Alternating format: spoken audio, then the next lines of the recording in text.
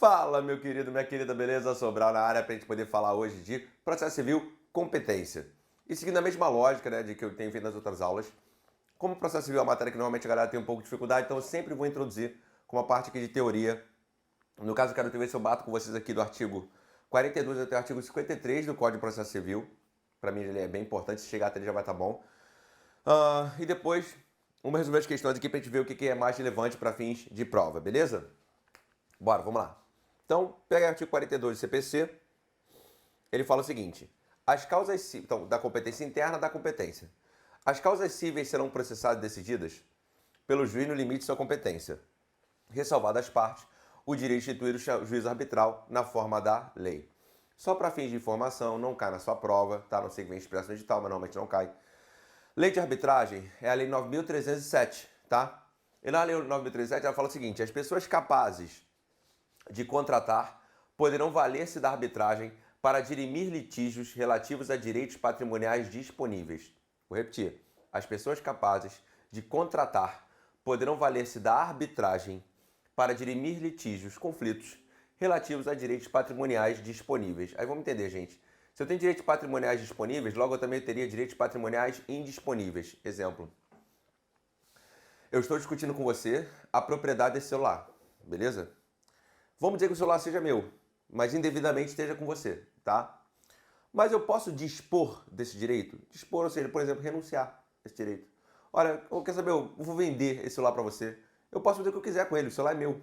Patrimônio é um direito disponível. E um direito patrimonial que seja disponível, ou seja, agora, se eu estiver ligado a alguma questão patrimonial que seja da essência do ser humano, que esteja ligada à dignidade da pessoa humana, aí eu teria o chamado direito patrimonial indisponível. Vou dar um exemplo. Alimentos. O menor vai renunciar aos alimentos do pai, sendo que o menor está em condição de necessidade. Não, mas olha, como é patrimonial, eu renuncio. Não, amigo, se você renunciar, você morre. Então você não tem o que comer e automaticamente você não tem como viver. Então, direitos patrimoniais disponíveis, aqueles dos quais em relação você possa dispor. Aí alguém pode falar assim: pô, Sobral, mas qual seria a lógica desse juízo arbitral? Esse juízo arbitral é poder judiciário? Não, é uma instituição privada, onde as partes vão escolher um árbitro para que ele resolva o conflito. Pô, Sobral, nunca ouvi esse negócio, né? Como é que seria isso? Explico. Vamos pensar, gente. Vamos pensar aqui em grandes empresas. Você tem, sei lá, a rede de supermercados Guanabara, ok? Que é uma rede enorme. E você tem, sei lá, me fugiu, deixa eu pensar algum nome aqui. Pão Plus Vita, vamos pensar assim, né? Pão Plus Vita vende tudo quanto é mercado, né? Assim, inclusive na rede de supermercado Guanabara. Aí eu tenho um conflito entre fornecedor do produto e o revendedor do produto. Num contrato envolvendo, sei lá, 10 milhões de reais. Vamos botar uma cifra desse tamanho, porque distribui por toda a rede de supermercado Guanabara. Se eles tiverem conflito e precisarem submeter-se ao Poder Judiciário, o que vocês sabem sobre a ação judicial? A ação judicial é algo rápido ou demorado? Cara, demorado pra caramba, a gente sabe disso. Nesse sentido, o que a gente pode fazer? Olha, vamos eleger aqui um árbitro para poder resolver o nosso conflito, porque é um direito patrimonial disponível. Então a arbitragem ela é interessante para quem, por exemplo, quer fugir da morosidade do Poder Judiciário.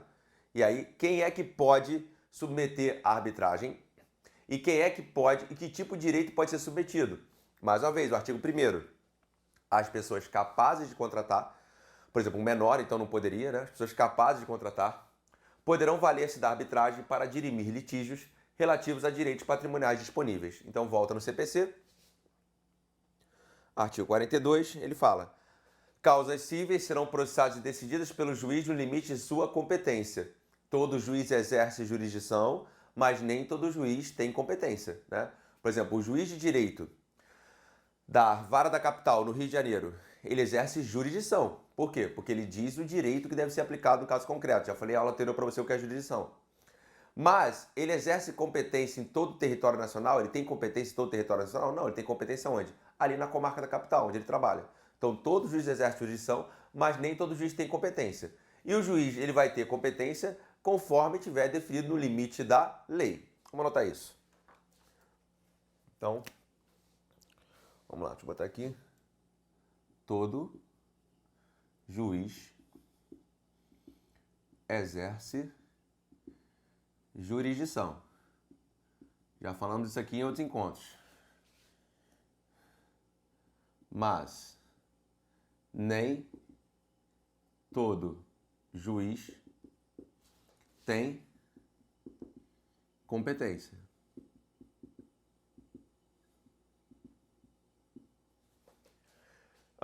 E essa competência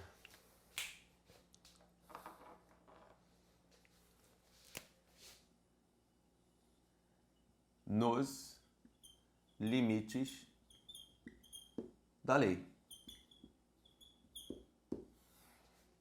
Deixa eu dar algum exemplo para você entender isso. Acidente de trânsito. No acidente de trânsito tem conflito entre os dois motoristas, né? Porque os dois sempre acham que estão certos. Vamos dizer que um motorista A resida na cidade do Rio de Janeiro, que o motorista B resida na cidade do Duque de Caxias. Entretanto, o acidente foi no município de Nova Iguaçu. Vou repetir. Motorista A, domicílio, Rio de Janeiro. Motorista B, domicílio, Duque de Caxias. Entretanto, o acidente foi em Nova Iguaçu. Estão em conflito. Um vai entrar com ação judicial. Onde? Competência, é isso que a gente tem que saber. Vai entrar no domicílio do autor, Rio de Janeiro, no domicílio do réu, Duque de Caxias, ou no local do acidente, Nova Iguaçu. Faz o seguinte, desce aí no artigo 53. 53, vai lá no inciso 5, o último de todos. 53, inciso 5.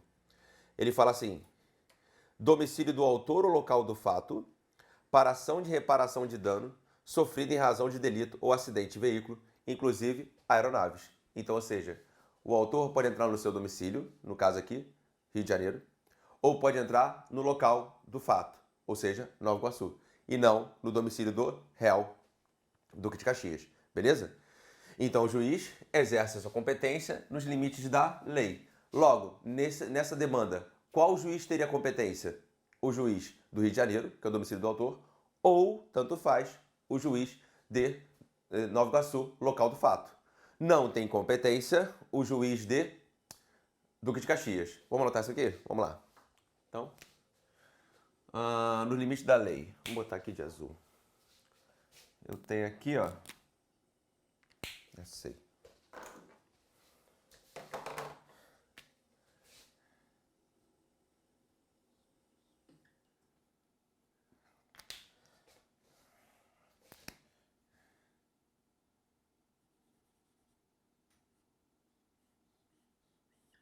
Tio Sobral desenha muito, né? Esse aqui, domicílio, Rio de Janeiro.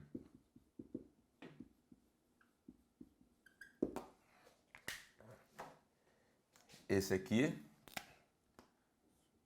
domicílio, Duque de Caxias. Sendo que o acidente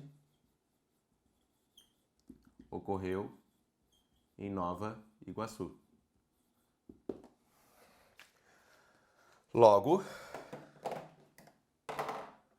competência, nesse caso aqui, pode ser local do fato ou pode ser, vamos lá, aí considerando que esse aqui vai ser o autor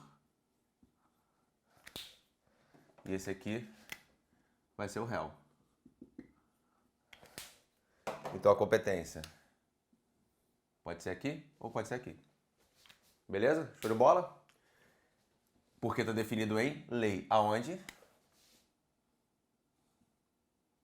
Artigo 53, 5 CPC. Logo, o juiz de Duque de Caxias não tem competência nesse caso. Ok? Mas aí pense no seguinte. Então, para esse local do acidente ou domicílio do autor, no caso de acidente de trânsito, seriam competentes dois juízos, certo? Mas é possível a gente afastar a competência desses dois. Quando? Lei de novo 1442. O que 42 fala lá? Ó?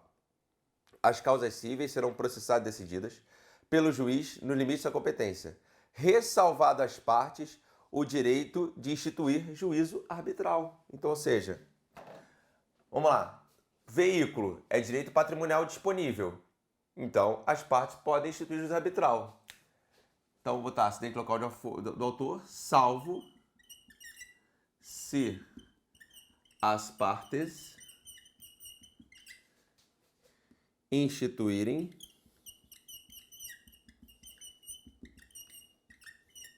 juízo arbitral. E esse juízo arbitral, quando versa sobre direitos patrimoniais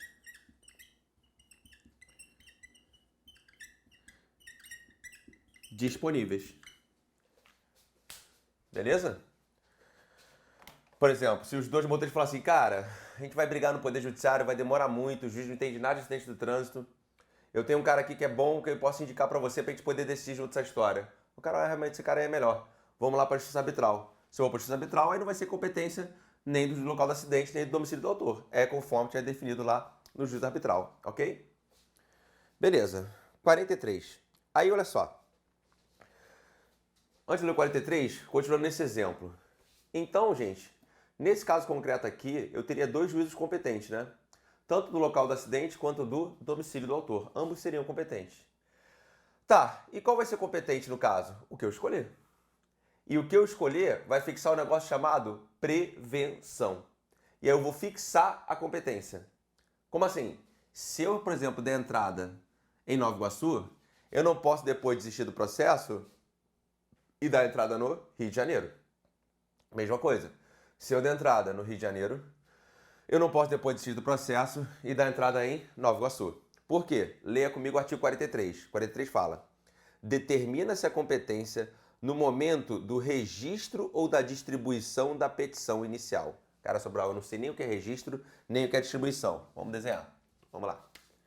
Então, primeiro, deixa eu separar isso aqui.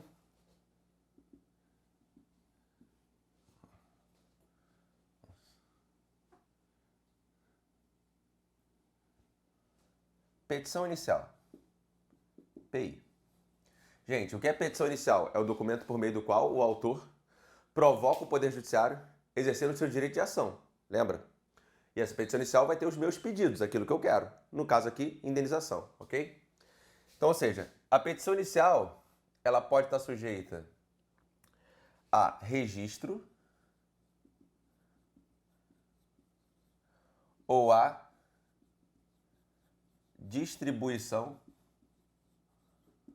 mais registro.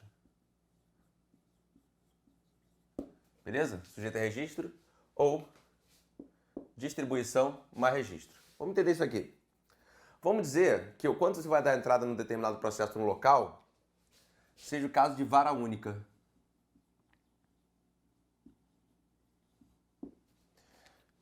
Pega um exemplo agora aqui para dar para vocês.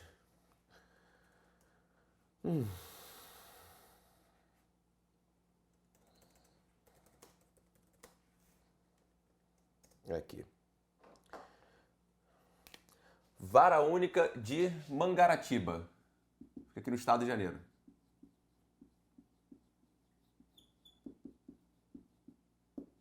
Ok? Tá. Agora, outra coisa é se eu, por exemplo, for dar entrada no Rio de Janeiro. No Rio de Janeiro, eu tenho muitas varas cíveis. Que é quem tem competência para poder decidir essa história aqui, certo? Aí vamos dizer que eu tenho aqui, ó, a primeira, a segunda, a terceira vara cível, até a, sei lá, 20ª vara cível, ok? Então tem 20 juízes de vara cível aqui que teriam competência para poder resolver essa questão. Gente, se aqui é vara única, então vai ser, e vamos considerar que o acidente ocorreu, por exemplo, em Mangaratiba, então já sei, ó, vou mudar então aqui, ó. Vai ficar igualzinho. O acidente, Mangaratiba.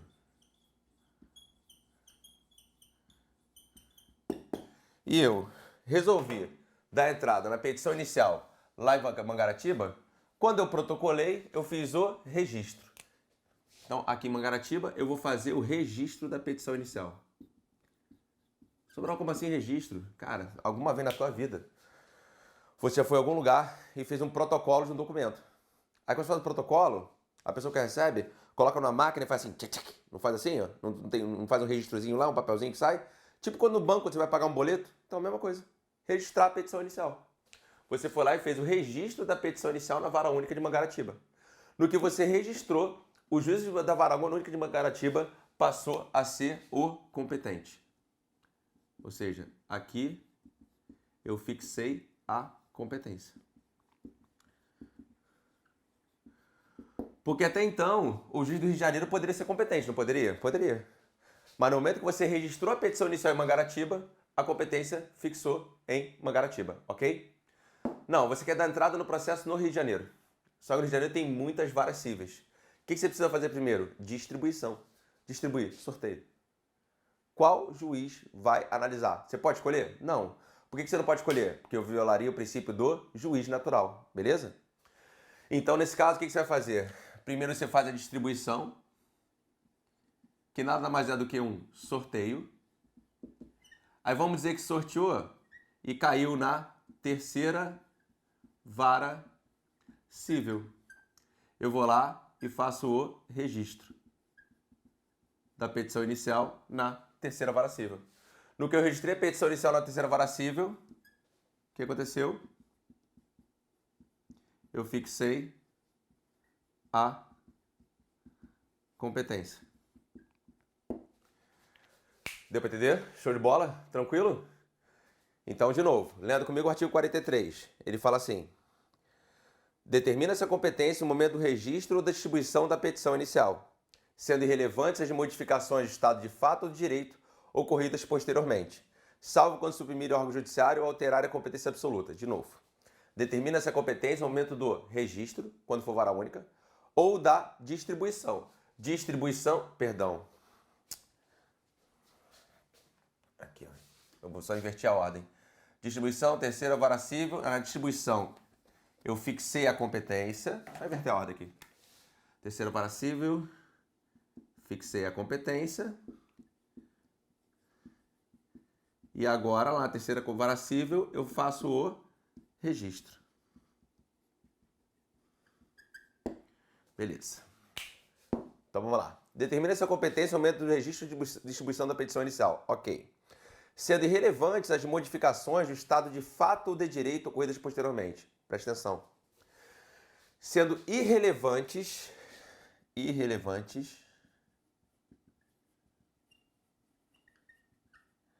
modificações de fato ou de direito. Vamos traduzir? Irrelevante uma modificação de fato, no mundo dos fatos, aqui no nosso mundo real. Vamos dizer que o autor que ingressou com a ação, sabe o que aconteceu depois? Ele vendeu o carro. Houve uma modificação no mundo dos fatos? Houve. Você não é mais proprietário do carro em relação ao qual você está pedindo indenização. Isso muda alguma coisa para fim de competência? Não muda nada. Então, exemplo. Autor vendeu o carro. O que isso muda? Nada. É irrelevante a modificação do estado de fato. Modificação de direito. Aí é modificação da lei. A lei foi alterada. Exemplo. Altera-se o CPC e aí passa a fixar como competência o domicílio do réu. Olha que loucura. Pode acontecer? Pode. A norma pode ser alterada. Hoje a competência para acidente de trânsito é local do acidente e o domicílio do autor. Mas amanhã o legislador ele pode alterar o CPC e fixar como domicílio do réu. O que muda nesse processo que foi dado entrada lá em Mangaratiba? Nada. O que muda nesse processo que foi dado entrada na terceira vara cível do Rio de Janeiro? Muda? Nada. Vamos de novo até aí? Vamos lá. Determina essa competência no momento do registro ou da distribuição da petição inicial, sendo irrelevantes as modificações de estado de fato ou de direito ocorridas posteriormente, salvo quando suprimirem órgão judiciário ou alterar a competência absoluta. Aí vamos lá. essa modificação do estado de fato de direito, regra não muda nada. Só que essas modificações aqui, vamos lá, aqui eu tenho salvo. Salvo quando suprimir órgão judiciário. Fica tranquilo que eu tenho exemplo para te dar.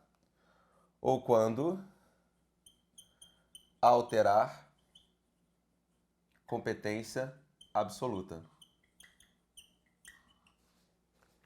Vamos lá, te dou um exemplo. Eu não dei entrada na vara única de Mangaratiba? Sim, beleza? Essa vara única ela foi criada por meio de quê, gente? Ela foi criada por meio de lei. Ok, beleza.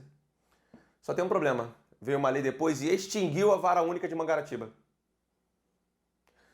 E todos os processos da vara única de Mangaratiba foram enviados para outro. Sei lá, vamos pegar aqui um exemplo aqui.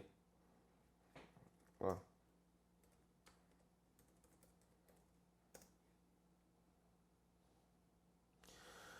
Pegar um que está perto aqui. Vamos lá. Eu tirei, se você botar no mapa aí, eu suprimi a vara única de Mangaratiba e mandei tudo para a vara única de Angra dos Reis. Angra dos Reis não é vara única, Angra dos Reis tem mais de uma. Mandei para Angra dos Reis. Alterei a competência, concorda comigo? Então, ou seja, se eu suprimir um órgão judiciário, por exemplo, a extinção da vara.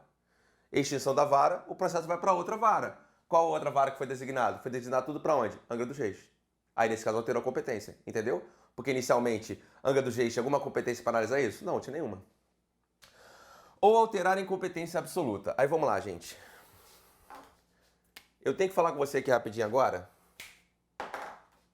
Tá aqui nesse canto aqui. Eu tenho competência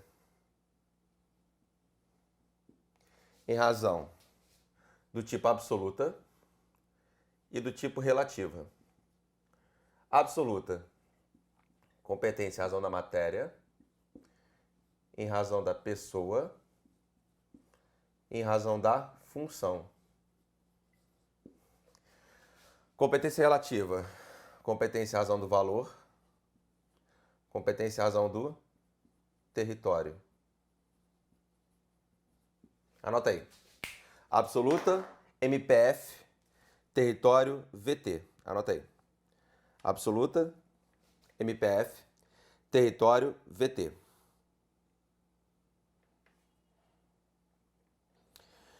Aí, olha só.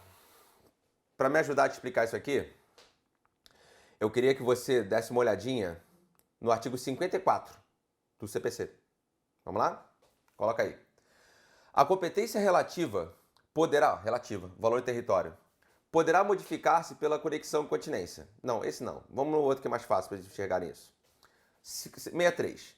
As partes podem modificar a competência em razão do valor e do território, elegendo foro onde será proposta a ação oriunda de direitos e obrigações. Vou repetir. As partes, autor e réu, podem alterar a competência em razão do valor do território, elegendo foro onde será proposta a ação oriunda de direitos e obrigações. Ou seja, nesse caso aqui, o autor e o réu podem falar o seguinte: olha, quer saber? Não vamos dar entrada no Rio de Janeiro, nem vamos dar entrada em Mangaratiba. Vamos dar entrada em Duque de Caxias, que é o seu domicílio. Então, eu e você concordamos em alterar. Por que pode alterar? Porque se trata de uma competência relativa, conforme está previsto no artigo 63. Por quê? Porque a lei estabeleceu assim. As partes podem alterar. Cadê? A competência em razão do valor ou território. Competência em razão do valor é aquela fixada em determinado montante, até tantos salários mínimos. Não é o caso que estamos discutindo aqui agora. Aqui é uma competência territorial. Território, domicílio do autor. Território, domicílio do réu. Território, local do acidente. Entendeu? Então, de novo, lê comigo 63. As partes podem modificar a competência em razão do valor e território, elegendo foro onde será proposta a ação oriunda de direitos e obrigações. Então, ou seja, na competência relativa, aqui, as partes podem alterar. Na competência relativa, as partes podem alterar. Já a competência absoluta, Por consequência, as partes não podem alterar. Beleza? Mas, Sobral, então, parte pode alterar a competência relativa. Território, exemplo aqui. CPC, artigo 53, inciso 5, diz que é competência ou do domicílio do autor ou do local do acidente, no caso de acidente de trânsito. É uma competência territorial. Mas se as partes quiserem, elas podem eleger Duque de Caxias? Podem. Elas podem eleger São João de Meriti? Podem. Elas podem alterar a competência territorial. Por quê? Porque eu falei para você que competência territorial é uma competência do tipo o quê? Relativa. E aí eu te remeti ao artigo 63 do CPC, que diz expressamente que competência relativa pode ser alterada por iniciativa das partes. Beleza? Show de bola? Foi? Aproveitando o 63, já mata logo ele comigo. A eleição de foro, o que é eleição de foro? As partes escolherem o local. Só produz efeito quando constar de instrumento escrito e aludir expressamente a determinado negócio jurídico. Então, ou seja, só produz efeito. Como é que tem que ser feito isso? Escrito e aludir expressamente a determinado negócio, a determinada situação. No meu caso aqui vai ser o acidente de trânsito, tá? O foro contratual obriga o herdeiro e sucessor das partes, ou seja, eu fixei aqui com, sei lá, com você que está aqui me assistindo, um determinado contrato, e aí nesse nosso contrato aqui, sei lá, de assistir aula, por exemplo, né, vou te dar aula, a gente fixou como foro competente a comarca do Rio de Janeiro, para dirimir qualquer conflito entre a gente aqui, beleza? Ok. Fixamos a comarca do Rio de Janeiro e aí um dos dois faleceu. O herdeiro ou sucessor de qualquer de nós dois aqui vai ter que observar o quê? A comarca do Rio de Janeiro. Ele não pode pedir alteração, beleza? Vem comigo agora o parágrafo 3º. Antes da citação, a cláusula de eleição de foro, se abusiva, pode ser reputada ineficaz de ofício pelo juiz, que determinará a remessa dos autos ao juízo do foro de domicílio do réu. Aí vamos lá, vamos entender a lógica aqui. Vamos dizer que eu celebro um contrato com você, né, aqui no Rio de Janeiro, e eu, por exemplo, Sobral, viajo o Brasil inteiro. Volta e meia eu estou em Manaus, volta e meia eu estou em Porto Alegre, pois é, vou de ponta a ponta do Brasil. E aí, eu boto o seguinte, eu tô querendo te dar uma sacaneada nesse contrato, e eu falo assim, cara, vamos fazer o seguinte, eu sei que esse cara vai me botar na justiça depois.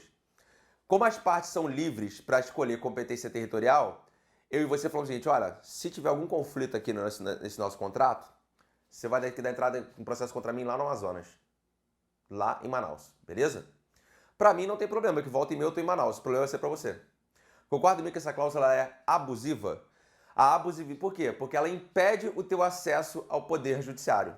A abusividade dessa cláusula pode ser reconhecida de ofício pelo juiz, beleza? Então, de novo, quando eu falo aqui, antes da citação, mas desde antes da citação, a cláusula de eleição de foro, se abusiva, pode ser reputada ineficaz de ofício pelo juiz, que determinará a remessa dos autos ao juízo do foro do domicílio do réu. Uma vez citado, incumbe ao réu alegar a abusividade da cláusula de eleição de foro na contestação, sob pena de preclusão. Aí vamos lá, vamos dizer o seguinte. A gente elegeu lá em Manaus, ok? E aí eu fui e meti uma ação contra você em Manaus, porque eu sei que você não vai conseguir ir até Manaus arrumar um advogado para poder se defender, ok? Beleza. Antes de você ser citado, o juiz pode reconhecer de ofício a abusividade dessa cláusula.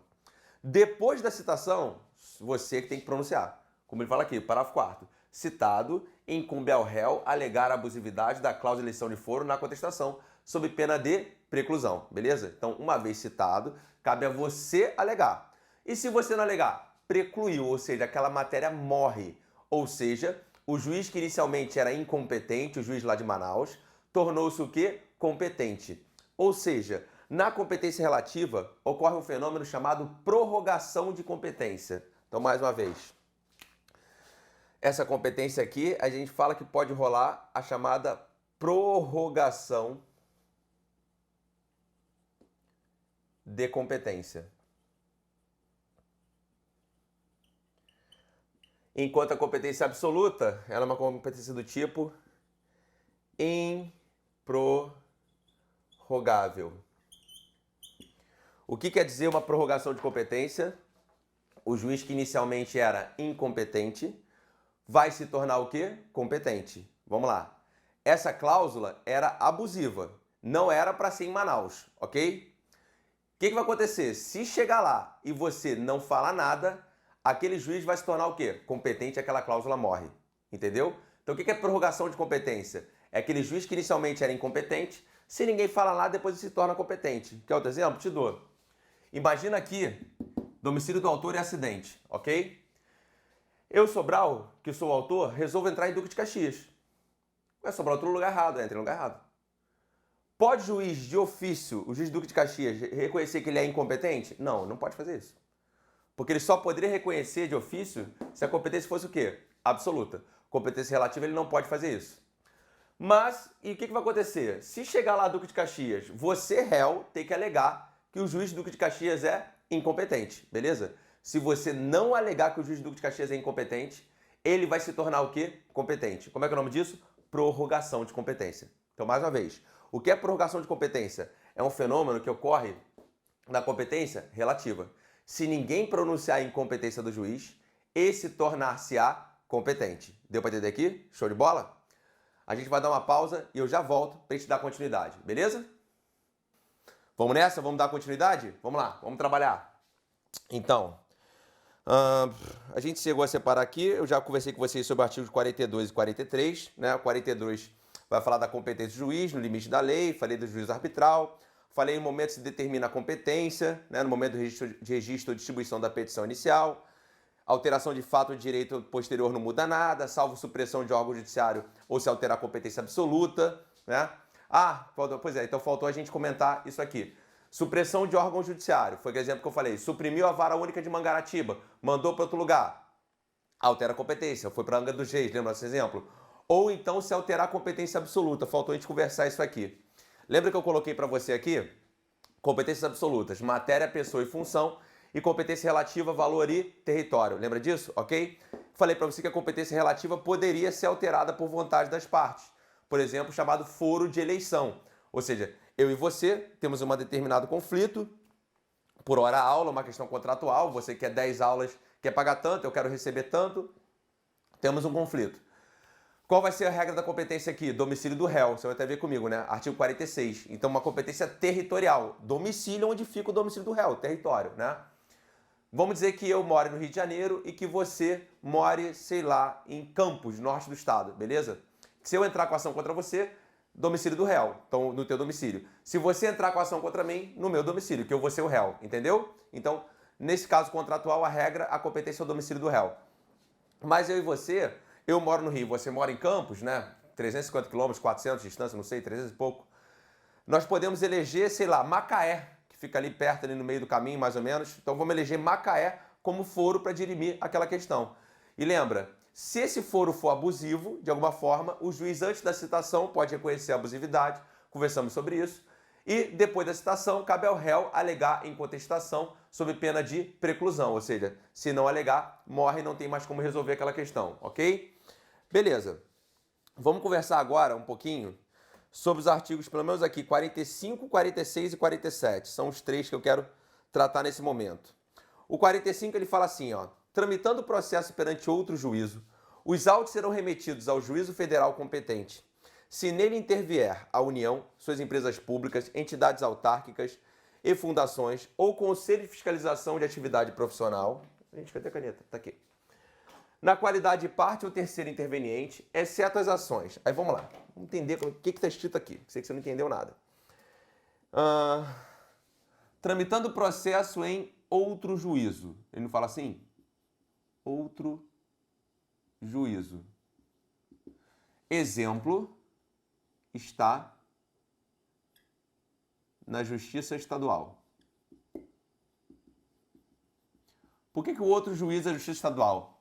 Porque ele está se referindo à Justiça Federal. Ó, tramitando o processo em outro juízo, os autos serão remetidos ao juízo federal. Então, está na Justiça Estadual, outro juízo. Eu vou ter uma remessa do processo à Justiça Federal. Tá, como assim um processo tramitando na Justiça Estadual vai ser remetido para a Justiça Federal? Vamos entender. Se nele intervier, ou seja, se nesse processo... Tá. Quando se houver uma intervenção, leia participação. Participação de quem? Participação da União, empresa pública, autarquias, fundações, Conselho de Fiscalização e Atividade Profissional. Então, União. Aí todas agora aqui federais, ó. Peraí. Isso é errado. Todas aqui agora federais. De que eu tô falando? De autarquia, fundação pública e empresa pública. Perceba que ele deixou de fora quem é aqui? Sociedade de Economia Mista Federal, né? Ou ainda, Conselho de Fiscalização. Sobrar, o que é isso aqui? Conselho Federal de Medicina. Conselho Federal de Educação Física. Os Conselhos de Fiscalização das atividades profissionais. Beleza? Tá. Se nesse processo, por algum motivo, tiver uma intervenção da União, de autarquia federal, fundação pública e federal ou empresa pública federal, só para me dar um exemplo que eu não sou muito bom administrativo, do INSS, Fiocruz, SCT, Correios. Então, INSS, Instituto Nacional de Seguro Social, Fundação Oswaldo Cruz, Pesquisa Científica ou Correios. Autarquia Federal, Fundação Pública Federal, Empresa Pública Federal. Agora, engraçado, quem ficou de fora? Sociedade de Economia Mista Federal. Mas Sobral ficou de fora por coincidência? Não ficou não. Vamos lançar o OBS aqui, ó. Está fora. Sociedade de Economia Mista. Está fora. Sociedade de Economia Mista. Exemplo, Banco do Brasil. Então, se houver a participação do Banco do Brasil no processo, ou da Petrobras, que é a Sociedade de Economia Mista, nesse caso não remete para a Justiça Federal? Não. Por que ficou fora? Por causa que está escrito no artigo 109, inciso 1 da Constituição Federal. O artigo 109, inciso 1, gente, ele traz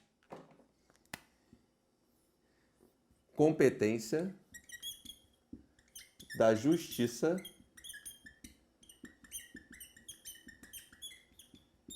Federal. O artigo 109.1 traz competência da Justiça Federal. E lá no artigo 109.1 ele não determina como competência da Justiça Federal a participação de uma sociedade de economia mista. Beleza? Ok? Show de bola. Tá. Então, eu vou ter a remessa estadual para federal se houver intervenção da União, autarquia, fundação pública, empresa pública federal. Se houver intervenção de uma sociedade de economia mista, não precisa fazer remessa. Continua na estadual. Ou se tiver intervenção de um conselho de fiscalização. Tá, vou deixar anotado aqui o exemplo. CFM. Conselho Federal de Medicina. Tá. E por que tem que ter essa remessa para a Justiça Federal, gente?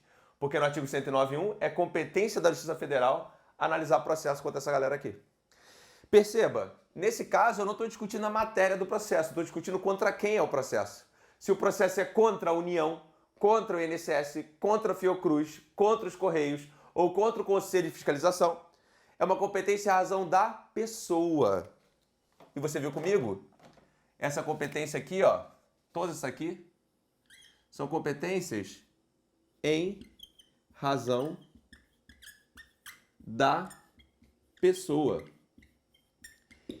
que é uma competência do tipo absoluta. Se ela é absoluta, ela é uma competência improrrogável. Já viu comigo a aula passada. O que significa dizer que a competência é improrrogável?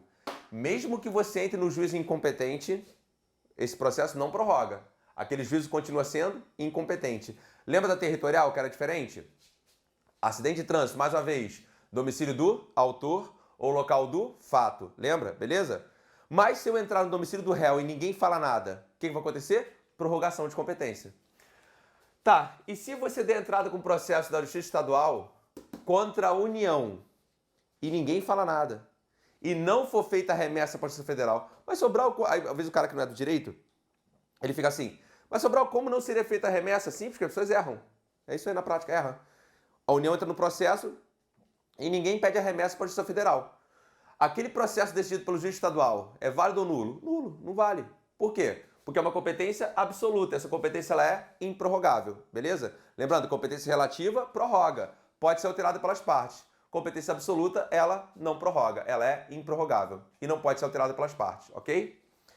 Beleza, show de bola. Aí, volta aqui comigo no artigo 45. Tramitando o processo perante outro juízo, exemplo, juiz estadual.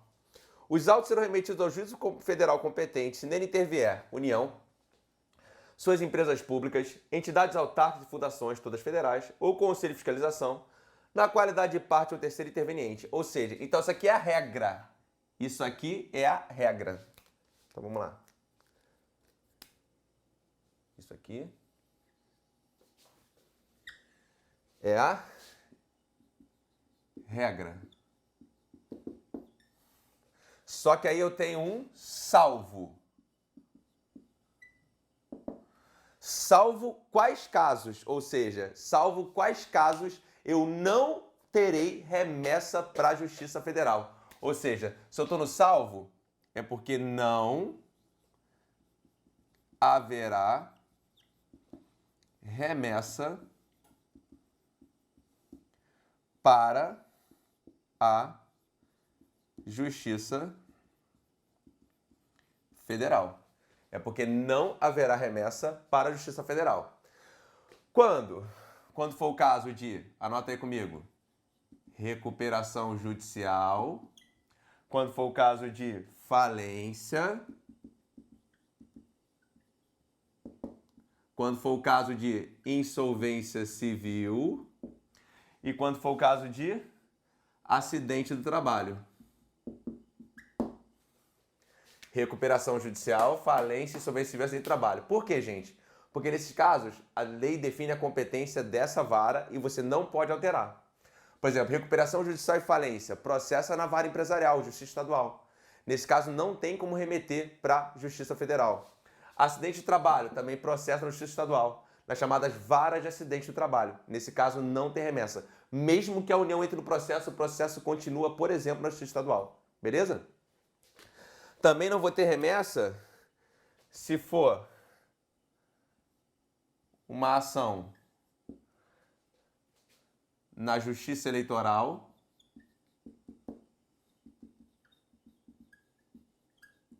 e se for uma ação na Justiça do Trabalho. Beleza? Se for uma ação na Justiça Eleitoral e se for uma ação na Justiça do Trabalho. Show de bola? Por quê? Aqui eu tenho competência, aqui não foi razão da pessoa, aqui é uma competência e razão da matéria. Como assim matéria? Matéria eleitoral, matéria trabalhista. E competência e razão da matéria também é competência o quê? Absoluta. Então, uma questão trabalhista que esteja correndo na Justiça do Trabalho, né? Imagina, está na Justiça do Trabalho, outro juízo. Houve uma intervenção da União no processo. Chama lá para a Justiça Federal? Não. Quer um exemplo? Te dou. Você ingressou com uma ação contra uma empresa terceirizada pelo governo federal, ok? Sei lá, serviço de limpeza. Você é um empregado da empresa e não recebeu seu salário. Você vai entrar com a ação contra a empresa na Justiça do Trabalho. Se a empresa não pagar os débitos, dá para você pedir responsabilidade subsidiária da União nesse caso? Dá. Se houver chamada culpa na fiscalização do contrato. É um tema que não é aqui de processo civil, só estou pincelando aqui para vocês. Ou seja, daria para a União participar desse processo. O fato da União participar desse processo como responsável subsidiária atrai a competência para a Justiça Federal? Não. Continua na Justiça do Trabalho, porque é matéria trabalhista. Beleza? Ok? Então vamos lá. O que é a regrinha do 45 que até agora eu trouxe para você? Se eu estou na Justiça Estadual, regra eu tenho que fazer remessa para a Justiça Federal ou qualquer outro juízo. Quando? Nesse processo houver intervenção de quem? União, autarquia federal, fundação pública federal, empresa pública federal ou conselho de fiscalização. Quem ficou de fora da graça? Sociedade de Economia Mista Federal. Por exemplo, Banco do Brasil e Petrobras. Por quê? Porque o artigo 109.1, que traz a competência da Justiça Federal, não elenca a Sociedade de Economia Mista, ok? Perceba que aqui eu não estou discutindo matéria, aqui em razão da pessoa. E você viu, né? Competência e razão da matéria, pessoa e função são competências o quê? Absolutas. Absoluta é aquela que não prorroga e não pode ser livremente alterada pelas partes, ok? Porém, mesmo havendo intervenção da União, autarquia federal, Fundação Pública Federal, Empresa Pública Federal ou Conselho de Fiscalização. Não haverá remessa para a Justiça Federal se for um processo discutindo o quê? Recuperação judicial, falência, insolvência civil e acidente de trabalho. Ou se for uma ação que tramita na Justiça Eleitoral e na Justiça do Trabalho. Típico caso de competência em razão da matéria de natureza o quê? Absoluta. Show de bola? Foi? Ok. Aí, vamos lá. Parágrafo 1º. Os autos não serão remetidos se houver pedido cuja apreciação seja de competência do juízo perante o qual foi proposta a ação. Aí vamos entender. Esse outro caso aqui, ó. Então aqui, ó. Lá na petição inicial, eu tenho 2 pedidos. Ok? Eu tenho 2 pedidos. Um pedido, vou botar pedido A e B, para ficar mais fácil assim, ó. 2 pedidos.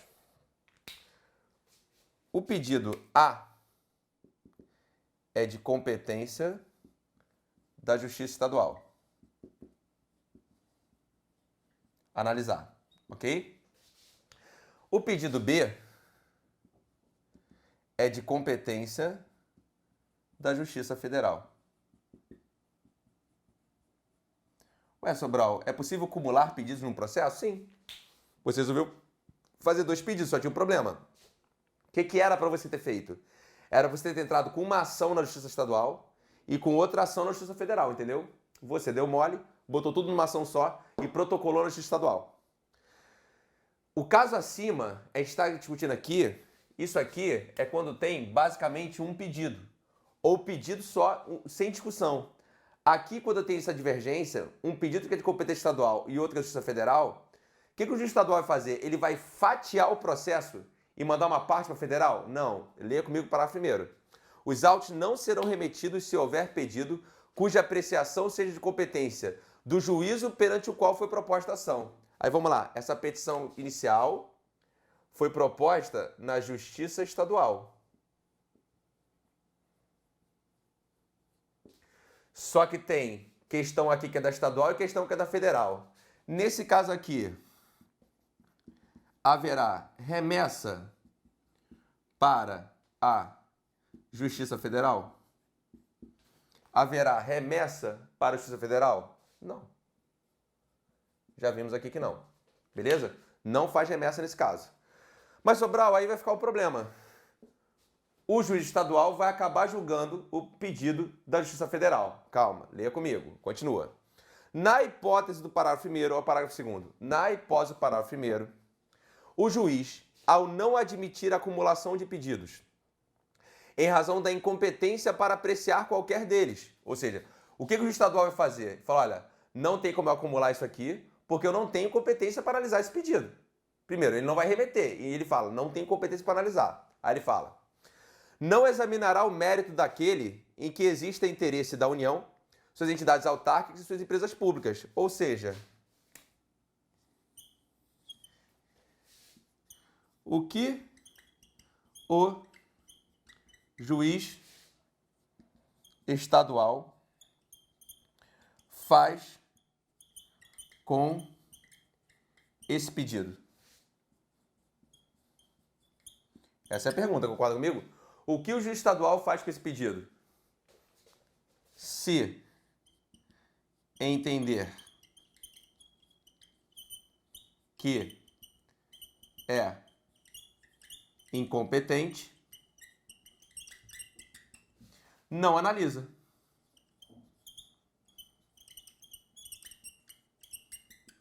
Se entender que é incompetente, não analisa. Beleza? Show de bola? Tranquilo? Aí vamos lá. Parará. Aí depois ele fala aqui, parágrafo 3º. O juízo federal restituirá os autos ao juízo estadual. Então deixa eu marcar aqui. O juízo federal, vamos lá. Juízo federal restitui autos. O que são os autos? Os autos do processo. Juiz federal restitui autos ao juízo estadual. Vamos entender antes de eu terminar de ler o dispositivo. Não começou a minha explicação com o juiz estadual fazendo uma remessa para a Justiça Federal? Não começou assim? Foi? Agora, o juiz federal vai remeter os autos de volta para o estadual. Quando? Primeiro, quando que houve a remessa estadual para federal? Porque houve uma intervenção de quem? União, autarquia, fundação pública, empresa pública, conselho de fiscalização. Foi assim? Aí eu mandei, vamos lá, exemplo. Vamos dizer que houve aqui uma intervenção da União. Se houve uma intervenção da União, da Justiça Estadual, o juiz federal recebeu o processo. Concorda comigo? Só que agora eu estou dizendo que o juízo federal ele vai devolver os autos para o juiz estadual. Quando isso vai acontecer? Leia comigo.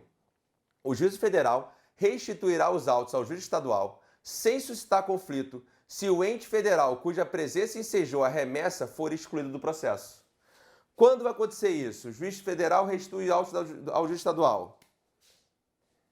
Se o juízo federal... Cadê? Não, peraí, juízo federal não. Deixa eu botar melhor aqui. Se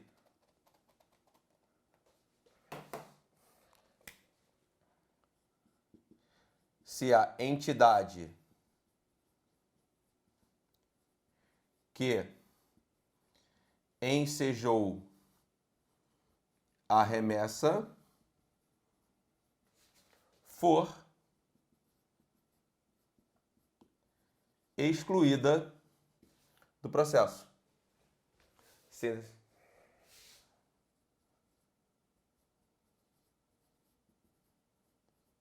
Beleza? Vamos lá, vamos dar um exemplo aqui para ficar mais fácil enxergar isso. Eu tenho um processo aqui, ó, do João contra o município do Rio de Janeiro. João MRJ. Tá vendo aqui? João contra o município de Janeiro, ok? O que aconteceu depois aqui? Entrada da União. No que houve entrada da União, remessa para Justiça Federal. Concorda comigo? Se a União entrar no processo, remete à Justiça Federal. Quando chegou na Justiça Federal, o juiz federal falou assim: não tem por que a União participar desse processo. Determina a exclusão da União. Se o processo foi para federal porque a presença da União justificava e o juiz federal excluiu a União, o processo continua federal? Não, o processo faz o quê? Volta para estadual. Vamos lá. União excluída. Volta para juiz estadual. Bora, deixa eu sair aqui para a gente poder revisar esse quadro e ver se você entendeu tudo. Espera aí. Vamos lá. Então, quando eu tenho processo tramitando em outro juízo, regra, esse processo vai ser remetido para a Justiça Federal. Quando vem a intervenção de quem? União, autarquia federal, fundação pública federal, empresa pública federal ou conselho de fiscalização. Quem ficou de fora? Sociedade Economia Mista. Por quê? Porque no 109.1 da Constituição Federal diz que isso aqui é competência da Justiça Federal. Já a Sociedade Economia Mista, ela não está na competência federal, então realmente é na estadual. Perceba que aqui não estou discutindo a matéria, aqui é em razão da pessoa. Se é em razão da União, autarquia, fundação pública, empresa pública federal, conselho de fiscalização, o processo tem que ir para a Justiça Federal, uma competência de tipo absoluta, que é o quê? Improrrogável. Entretanto, mesmo que haja participação dessa galera, não teremos remessa para a Justiça Federal. Quando? Quando for o caso de recuperação judicial, falência, insolvência civil, acidente de trabalho. Quando for uma ação na Justiça Eleitoral e na Justiça do Trabalho, porque nesse caso tem matéria, é competência da matéria, é competência tipo o quê? Absoluta. Então aqui vai ficar onde está. Não tem remessa para federal. Cuidado agora. Se na petição inicial tiver dois pedidos, um que é de competência do juiz originário estadual e o outro que é da federal, faz remessa? Não. Vai fatiar o processo? Não. Por quê? Porque o juiz estadual é competente para analisar esse pedido. Você que deu mole, porque era para você ter entrado com quantas ações? Duas. Você, na preguiça, entrou com uma só, tudo na estadual. Deu mole. Não vai fazer remessa. E o que o juiz estadual vai fazer com esse pedido aqui? Se ele entender que ele é incompetente, ele não analisa. Simples assim. Porque ele não tem competência para analisar aquele pedido. Ok? Agora, olha só. O processo foi da juiz estadual lá para a federal. Quando que o juiz federal restitui os autos ao juiz estadual? se a entidade que sediou a remessa for o quê? Excluída do processo. Exemplo aqui, ó. João entrou com ação contra o município de Janeiro. Entrada da União no processo. Remessa para a Justiça Federal. A União foi excluída. Volta para a Justiça Estadual. Entenderam aqui? Vou sair aqui para você pegar a tela mais uma vez e tirar um print aí. Pegou? Vamos nessa, queridos? Já deixei um quadrinho pronto para vocês aqui.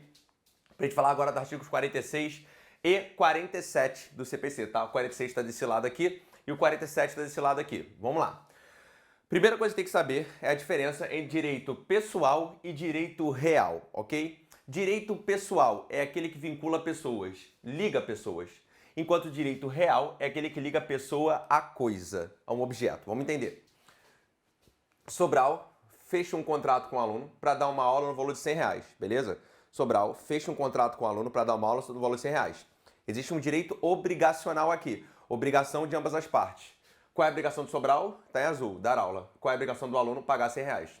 Concorda comigo que Sobral e aluno estão vinculados por esse contrato? Sim. Logo é um direito pessoal, que liga essas pessoas. Em razão, tem que oferecer a aula e o outro tem que pagar o preço. Show de bola? Se surgir qualquer divergência em relação a esse contrato, aí vamos lá. Vamos considerar aqui que o Sobral mora no município do Rio de Janeiro, RJ, tá?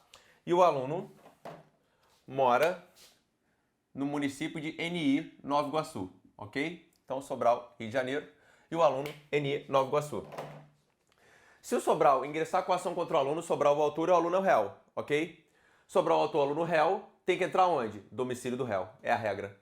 Porque direito pessoal, a regra é o foro domicílio do réu. Ou eu posso inverter. Se o aluno resolver ingressar com uma ação contra o Sobral, a ação tem que ser onde? Rio de Janeiro. Porque direito pessoal, o foro é domicílio do réu. Beleza? Tá. E direito real é aquele que liga a pessoa à coisa. Por exemplo, aqui eu botei o carro do Sobral e aqui eu botei a casa do Sobral, beleza? Sobral tem um vínculo de propriedade com o seu carro e um vínculo de propriedade com a sua casa. Concorda comigo? Beleza? Então, só que o carro é um bem móvel, acho que todo mundo sabe disso, e a casa é um bem imóvel. Se eu quero discutir esse vínculo de propriedade de Sobral, por exemplo, você que está me assistindo, acha que você é o legítimo dono do meu carro, que não sou eu. Você quer discutir a propriedade, você quer discutir um direito real. Só porque é um direito real sobre bem móvel. Direito real sobre bem móvel também o quê? Domicílio do réu, tá vendo? Então, ou seja, se eu estou discutindo direitos pessoais ou direitos reais sobre bens móveis, regra é o foro domicílio do réu. Agora, artigo 47. Se eu estou discutindo direitos reais sobre bens imóveis, aí eu foro situação da coisa. Beleza? Ok? Então, essa é a regra matriz. Cara, isso aqui cai em prova toda hora. Queridão, direitos pessoais. Regra, foro domicílio do réu. Direito pessoal sobre bem imóvel, foro domicílio do réu. Direito real sobre bem imóvel, situação da coisa. Repito. Direito pessoal, foro domicílio do réu. Direito real sobre bem imóvel, foro domicílio do réu. Direito real sobre bem imóvel, foro situação da coisa. É exemplo. Eu moro no Rio de Janeiro, você, meu aluno, mora em Nova Iguaçu, e nós estamos discutindo um imóvel que fica, sei lá, em Duque de Caxias. A ação tem que tramitar onde? Duque de Caxias. Beleza? Show de bola? Entendido aqui? Então, ok. Aí vamos agora destrinchar essa regrinha aqui. Ela fala o seguinte. Tá. Sendo então direito pessoal e direito real sobre bens móveis, a regra é o domicílio do réu. Tá, mas se o réu tiver mais de um domicílio, é possível que Sobral tenha domicílio, por exemplo, no Rio de Janeiro e Duque de Caxias? Sim, eu posso ter pluralidade domiciliar, não tem problema nenhum.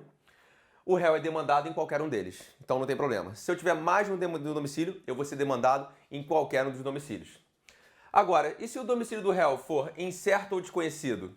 Aí eu vou ser demandado onde eu for encontrado ou no domicílio do autor. Tá, e se o réu não tiver domicílio no Brasil? Aí vai ser no foro domicílio do autor. E se também não tiver o autor domicílio no Brasil? Aí pode ser qualquer foro. Calma, Sobral, muita coisa. Eu sei, vou dar um exemplo desse aqui. Vamos de novo até aqui. Sobral e o aluno têm uma relação obrigacional, direito pessoal, liga pessoas. Numa relação obrigacional, se um quiser entrar com ação contra o outro, tem que entrar no domicílio do réu, porque direito pessoal é domicílio do réu. Mesma coisa vale para discutir direito real sobre bens móveis, ou seja, direito que liga a pessoa à coisa. Se o réu tiver mais de um domicílio, ele vai ser demandado em qualquer dos domicílios. Se o domicílio do réu foi incerto ou desconhecido, aí é onde o réu foi encontrado, ou então, se ele não foi encontrado, no domicílio do autor. E se o réu não tem domicílio no Brasil? Você vai ingressar com ação contra alguém que não tem domicílio no Brasil? Você entra no seu domicílio. Mas se também o autor não tiver domicílio, pode ser em qualquer foro. Eu vou dar um exemplo aqui. Ó, eu nem sei se é isso mesmo, mas enfim, no meu exemplo vai ser aquele festival de música lá, o Lollapalooza, né? Vamos dizer que o Lollapalooza é constituído por uma pessoa jurídica, sei lá, norte-americana. Tô chutando aqui, não sei. Ah, é de outro lugar. Aí vem o fã do Lollapalooza, o Lollapaloozette. Ah, é da... Não sei, meu, não interessa. Na minha aula é dos Estados Unidos, ponto final. Lollapalooza é norte-americano, beleza? A Lollapalooza contrata, sei lá, a banda Iron Maiden pra tocar no Brasil, que é uma banda, acho que é da Inglaterra também, não sei. Ah, eu sou fã do Iron Maiden. Tá, o problema é seu, não sei. Finge que é da Inglaterra. Aí o Lollapalooza norte-americano contrata a banda Iron Maiden para poder tocar no Brasil. A obrigação tem que ser cumprida no Brasil, concorda comigo? Sim, a obrigação tem que ser cumprida no Brasil. O juiz brasileiro tem competência para analisar essa demanda? Tem. Tem. Quando a obrigação tiver de ser cumprida no Brasil, essa ação pode ser ajuizada no Brasil. E aí, no meu caso, um tem domicílio nos Estados Unidos e o outro tem domicílio na Inglaterra. Qual juízo vai ser competente? Qualquer foro, onde der entrada com a ação, beleza? Então vamos de novo. Vamos lá, vamos até esse ponto aqui para ver se a gente já matou, porque eu tenho mais uma regrinha ali para passar para vocês. Se eu estou discutindo direitos pessoais ou direitos reais sobre bens móveis, for o domicílio do réu. Se o réu tem mais de um domicílio, pode ser demandado em qualquer deles. Se o domicílio do réu for incerto ou desconhecido, ele pode ser demandado onde for encontrado ou no domicílio do autor. E se o réu não tem domicílio no Brasil, ele vai ser demandado no domicílio do autor. E se também não tiver domicílio no Brasil, em qualquer foro. Agora, se o autor entrar com ação contra 2 ou mais réus e eles têm domicílios distintos, exemplo, o réu 1 tem domicílio em São Paulo, o réu 2 tem domicílio em Guarulhos. Vai demandar onde? Qualquer um, conforme escolha do autor, beleza? Tá, vem agora aqui no direito real, é aquele que liga pessoa a coisa. Sobral tem propriedade de um carro, bem imóvel, Sobral tem propriedade de uma casa, bem imóvel. Se é para discutir a propriedade do carro, é a regra de lá, domicílio do réu. Agora, se é para discutir a propriedade de um bem imóvel, aí é o foro de situação da coisa. Eu moro no Rio de Janeiro, você, aluno, mora em Nova Iguaçu. Queremos discutir a propriedade do imóvel que está em Duque de Caxias. Não vai entrar com ação nem no Rio, nem em Nova Iguaçu. Vai entrar com ação onde? Em Duque de Caxias. Foro de situação da coisa. Aí vamos lá, gente. Vocês conseguem perceber que esse tipo de competência aqui, ela é territorial, né? Aqui, ó. Vou deixar eu anotar aqui o negócio para tu entender. Ó, situação da coisa. Domicílio do réu. Isso é um território, concorda comigo? É uma competência territorial. Show de bola? Tranquilo aqui?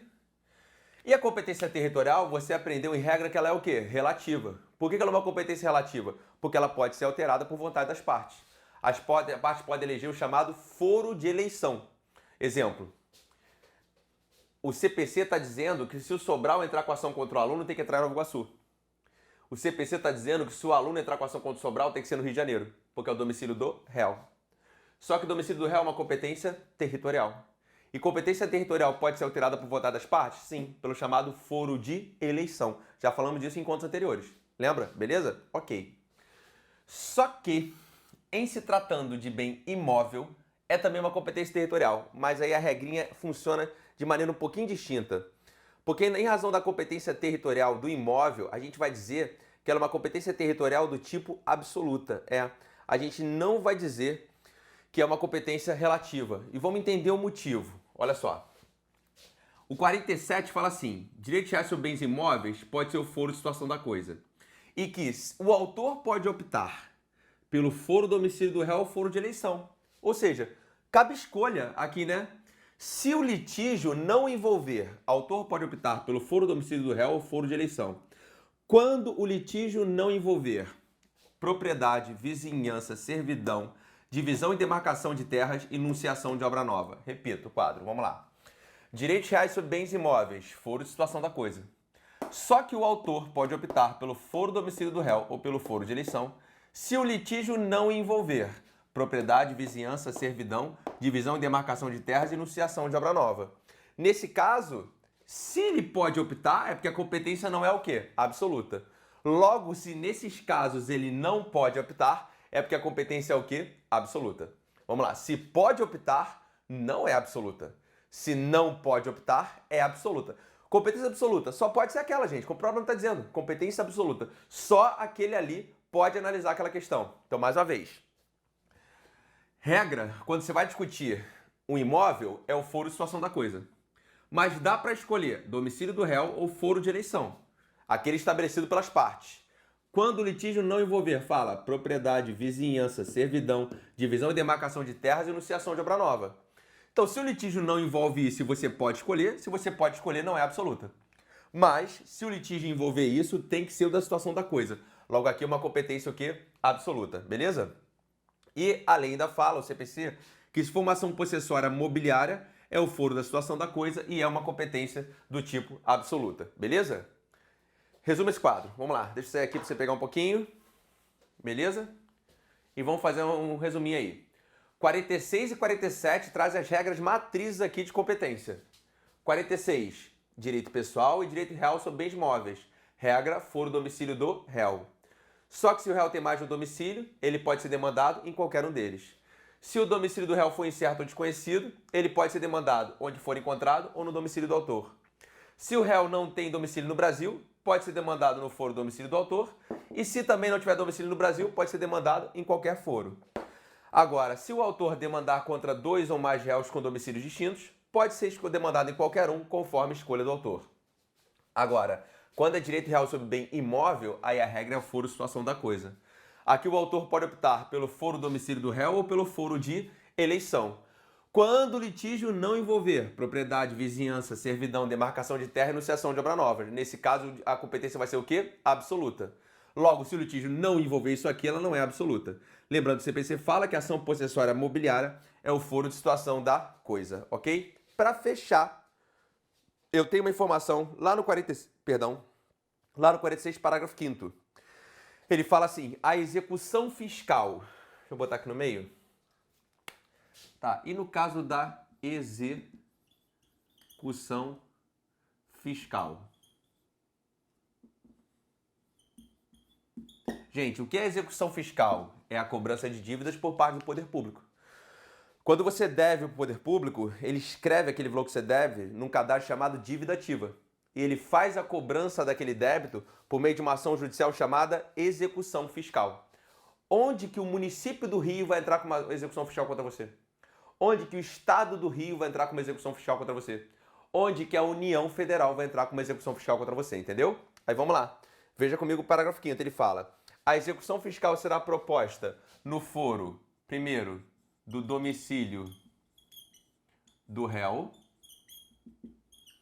Pode ser também na residência do réu.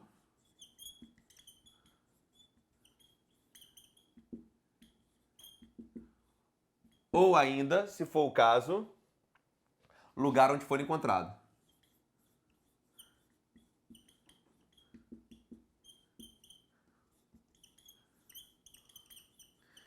Gente, o exemplo, um negócio está cada vez mais fora de moda, né? Vamos dizer, a gente não encontra mais, mas circo. Circo não fixa em lugar nenhum. Então, se quiser entrar com uma execução fiscal contra o circo, é no local onde ele foi encontrado, beleza? Porque não fixa domicílio nem residência em local nenhum. Fechamos então? Show de bola esse assunto aqui? Ok. Então, agora eu quero começar ali para a gente falar dos artigos 50, 51 e 52, pelo menos agora. Vamos lá.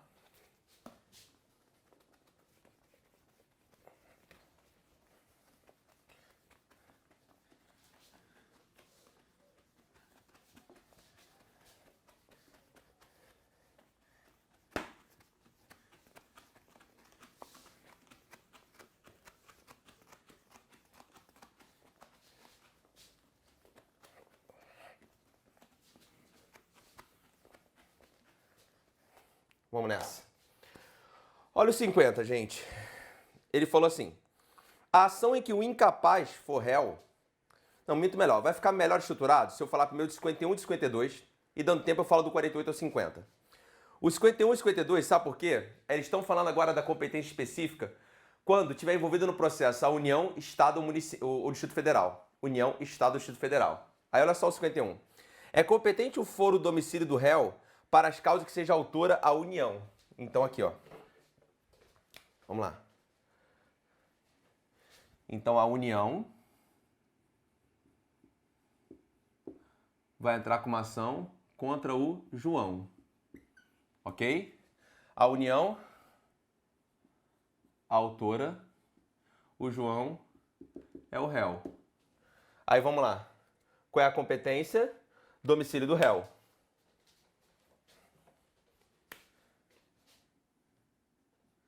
Então, domicílio do réu, competência. Ok? Beleza. Aí, se você olhar o 52, ele fala assim: é competente o foro do domicílio do réu para as causas que for o autor, o Estado ou o DF. Aí vamos lá. Se for o Estado ou o DF contra o João, aí mesma coisa.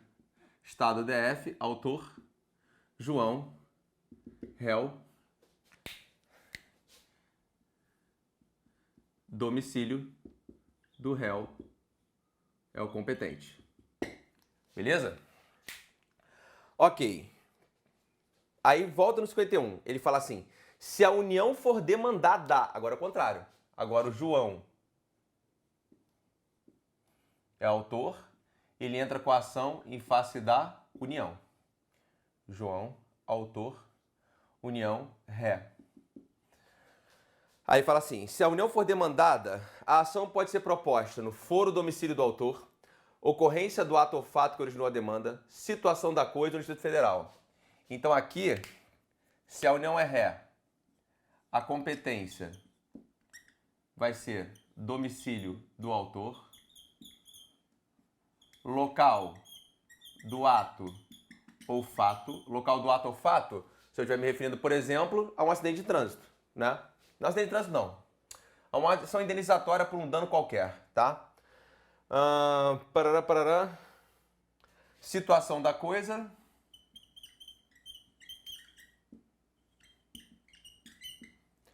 Ou Distrito Federal.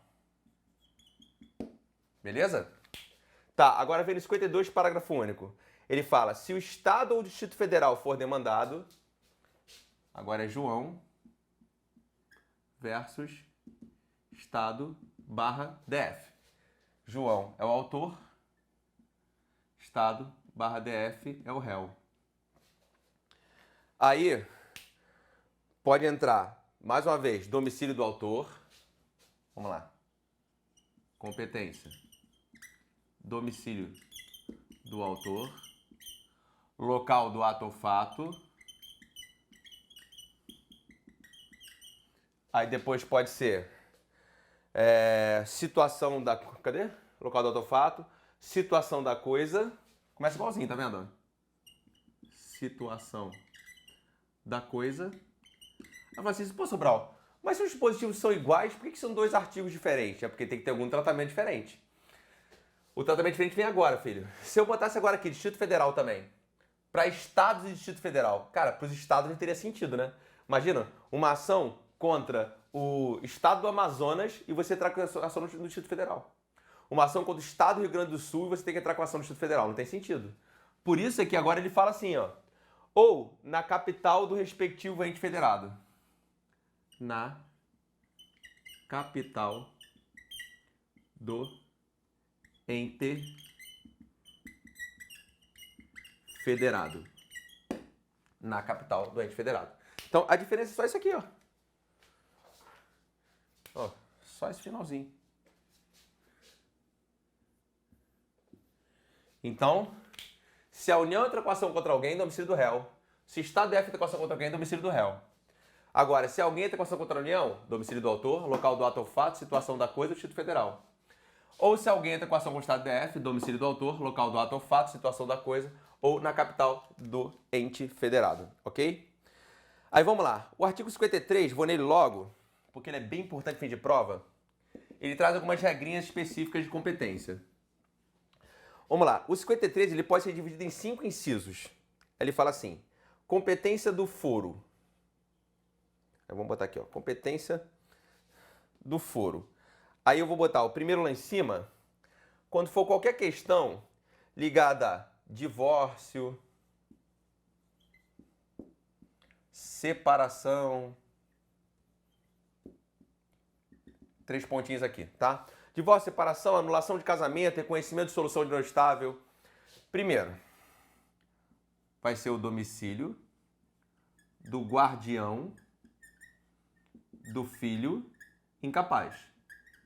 Vamos lá. O casal se separou, um saiu de casa. Quem está com a guarda do filho? Vai ser o foro de quem tiver com a guarda do filho para poder julgar aquele divórcio, beleza? Tá, mas aí tem uma questão aqui. E se não tiver filho incapaz? Né? Por exemplo, todos os filhos são adultos já, então não tem mais guarda nesse caso, né? Não havendo filho incapaz, o que a gente vai fazer? Segunda regra. Se não houver filho incapaz, aí a gente vai, se não houver filho incapaz, o último domicílio do casal.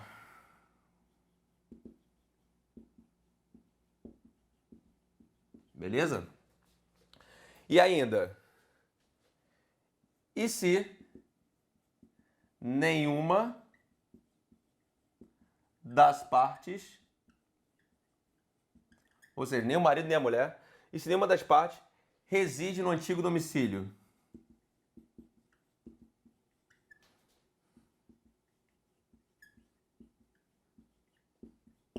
E se nenhuma das partes no antigo domicílio? Aí vai ser no domicílio do réu. Então perceba que a lei faz uma ordem. Divórcio e separação. Quem tiver com a guarda do filho. Se não tiver filho incapaz, o último domicílio do casal. Parte da premissa que alguém mora nele. Se ninguém reside no último domicílio, vai ser no domicílio do réu. Agora, se for, nesse caso específico, ó, domicílio da vítima de violência doméstica e familiar contra a mulher. Beleza? Nesse caso aqui não tem discussão. É no domicílio da mulher que é vítima de violência doméstica e familiar, ok? Beleza, vamos no inciso 2 agora. O inciso 2, ele vai falar no caso de alimentos. Ação de alimentos. Acho que aqui é meio óbvio, né? Numa ação que se pede alimentos, famosa pensão alimentícia, todo mundo tem dimensão do que é isso aqui. Nessa ação, cadê aqui? Domicílio do alimentando. Alimentando é aquele que pede alimentos. Ao alimentante, beleza? Então, domicílio do alimentando, ok?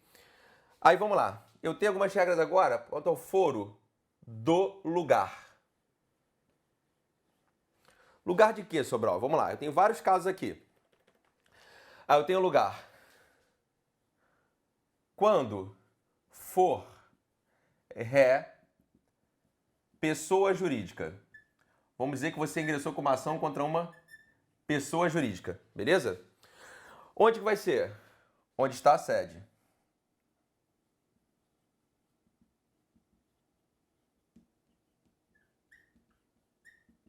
Beleza? Então, se você vai entrar com uma ação contra uma pessoa jurídica, onde for a sede da pessoa jurídica. Só que se você pode pegar, por exemplo, rede de supermercado, gente, rede de supermercado tem várias filiais pelo país inteiro, não é assim? Tá. E quando for o caso de agência ou sucursal do lugar, da agência ou sucursal,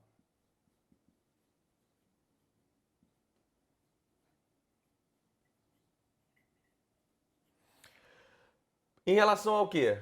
Quantas obrigações?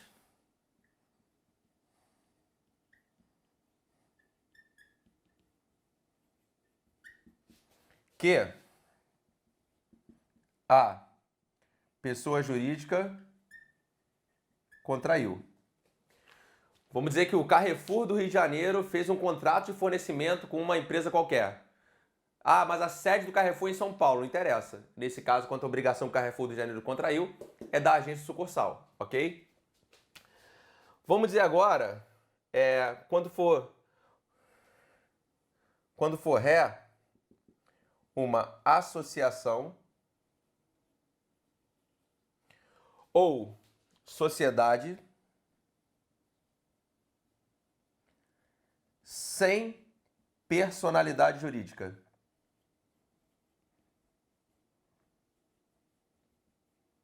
Como assim? É a chamada sociedade de fato, gente. É aquela empresa irregular. A empresa está operando, funcionando, mas não tem nenhuma pessoa jurídica constituída. Aí onde vai ser? Onde exerce as atividades.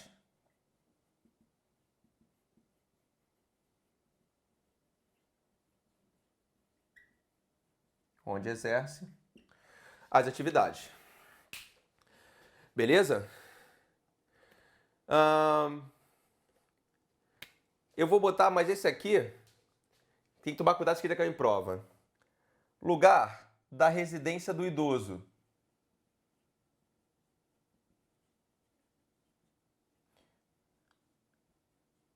E qual é o cuidado que tem que tomar aqui? Esse da residência do idoso não é para qualquer ação que envolva idoso, não. É quando se peça algum direito protegido pelo Estatuto do Idoso. Se o idoso entra com uma ação indenizatória qualquer, contra uma empresa qualquer, como qualquer cidadão pode entrar, vai seguir a regra geral, foro domicílio do réu. Quando eu estou discutindo algum direito do Estatuto do Idoso, aí vai ser o foro da residência do idoso. Então, como o CPC fala, residência do idoso, quando for causa, quando for discutir direito que esteja no Estatuto.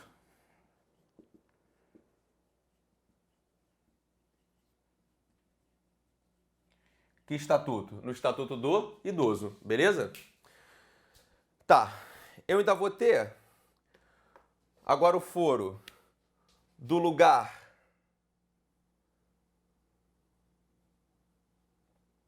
do ato ou fato. Vou ficar sem espaço aqui, mas você vai completar no seu caderno. E ainda, no que a gente já falou, que é o domicílio do autor ou do local do ato ou fato. Vamos lá. Quando que é no lugar do ato ou fato? Leia comigo aí, o 53, inciso 4, gente. Quando for uma ação buscando reparação de danos, vou botar aqui, RD, reparação de danos. Ou quando for réu, administrador ou gestor de negócios alheios. Cara, isso aí decora. Porque o trabalho que dá para explicar isso aqui não vale a pena. Vai na minha, isso é um problema de direito civil. Memoriza esse negócio aí. Ou quando for administrador ou gestor de negócios alheios. Administrador ou gestor de negócios alheios. Domicílio do autor ou local do fato. Quando for o quê? Reparação de dano. Então, quando for uma RD, reparação de danos. Mas um caso específico. Quando for delito ou acidente com veículos, inclusive aeronaves. Beleza? Delito, acidente de veículos, inclusive aeronaves. Beleza, gente? Então, deixa eu tirar uma fotinha só desse quadro aqui. Vamos dar uma revisada nisso aí. Vamos lá. Então, ó, quando a União entra com ação contra alguém, domicílio do réu. Quando o Estado DF entra com ação contra alguém, domicílio do réu. Mas se alguém entrar com ação contra a União, domicílio do autor, local do ato ou fato, situação da coisa ou no Distrito Federal. Quando alguém ingressar com ação contra o Estado DF, domicílio do autor, local do ato ou fato, situação da coisa e na capital ou então na capital do ente federado. Vamos lá. Várias competências que já caem em prova. Divórcio e separação, domicílio do guardião do filho incapaz. Se não houver filho incapaz, último domicílio do casal. Se nenhuma das partes no antigo domicílio, no domicílio do réu. E no caso de domicílio da vítima de violência doméstica familiar contra a mulher. Na ação que se pede alimentos, domicílio do alimentando. No foro do lugar, quando for ré pessoa jurídica, onde tiver a sua sede. Da sua agência sucursal, quantas obrigações que a PJ contraiu. E se for uma associação sociedade sem personalidade jurídica, onde exerce atividades. E no da residência do idoso, cuidado, quando for direito, seja previsto no estatuto. Se não for direito do estatuto, segue a regra geral. No lugar do ato ou fato, quando for uma ação de reparação de danos ou administrador ou gestor de negócios alheios. Agora, domicílio do autor ou local do ato ou fato, quando for uma reparação de danos específica. Qual a reparação de danos específica? Delito e acidente de veículos, inclusive aeronaves, beleza? Ficamos por aqui. A gente se encontra daqui a pouco. Beijo, tchau!